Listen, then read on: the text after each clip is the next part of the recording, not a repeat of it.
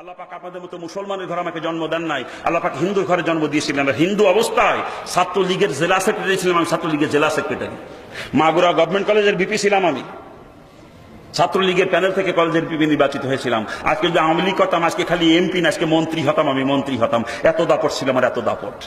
আমার নাম শুনে মানুষ কাইপে উঠতো বয়তে।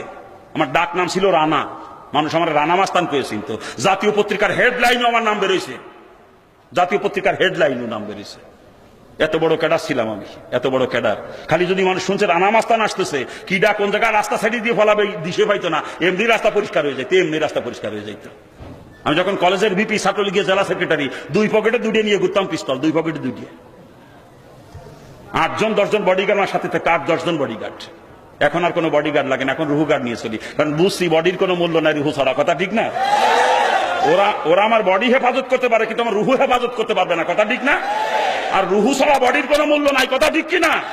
এখন আর কোনো বডিগার্ড লাগে না, এখন রুহু গার্ড নিয়ে চলি, দুই কাঁধে দুজন বসাই দিয়ে সই নিয়ে চলি এখন। কিন্তু এক সময় 8 জন 10 জন বডিগার্ড আমার সাথে থাকতো, 8-10 জন বডিগার্ড।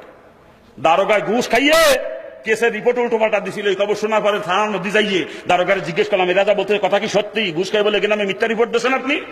দারোগা আমতা আমতা করে, কথা কয় না, আমতা আমতা করে।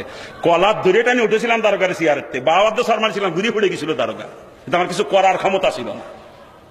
যদি বলতাম যে মন্ত্রীকেও ঢুকতে দেবো না এলাকায়, মন্ত্রী বাপের সাহায্য ছিল না, ঢুকবে আমাকে টপকাইয়া। ও 5 গাড়ি আর্মি নিয়ে গেলেও পারবে না, 5 গাড়ি আর্মি নিয়েও না।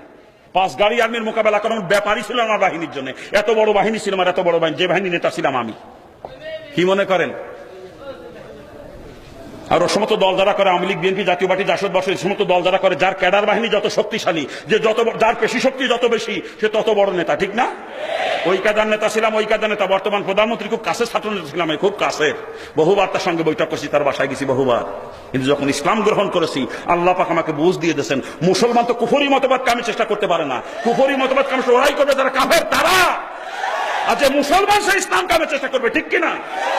আমি যতদিন হিন্দু ছিলাম ততদিন করেছিলাম, কিন্তু আজকে তো আমি একজন মুসলমান। এখন আমার চেষ্টা হবে আল্লাহর জমিন, আল্লাহর দ্বীন কেমনে কায়েম করা যায়।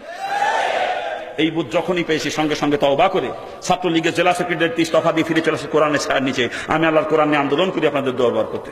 কিন্তু মুসলমানের সন্তানেরা দেখি, কেউ নৌকর গুলো তুইটে নাচে, কেউ দানের শীষ মাথায় করে লাফায়, কেউ লাঙ্গুলের খুঁটি ধরে ফাল ভরে, কেউ গামছা মাজায় বেঁধে নাচে, কেউ কুলো নিয়ে চাল জারে নাকি কা এক তালে আছে মুসলমান। মুসলমানেরা আল্লাহর কোরআন নিয়ে আন্দোলন করা যায় না?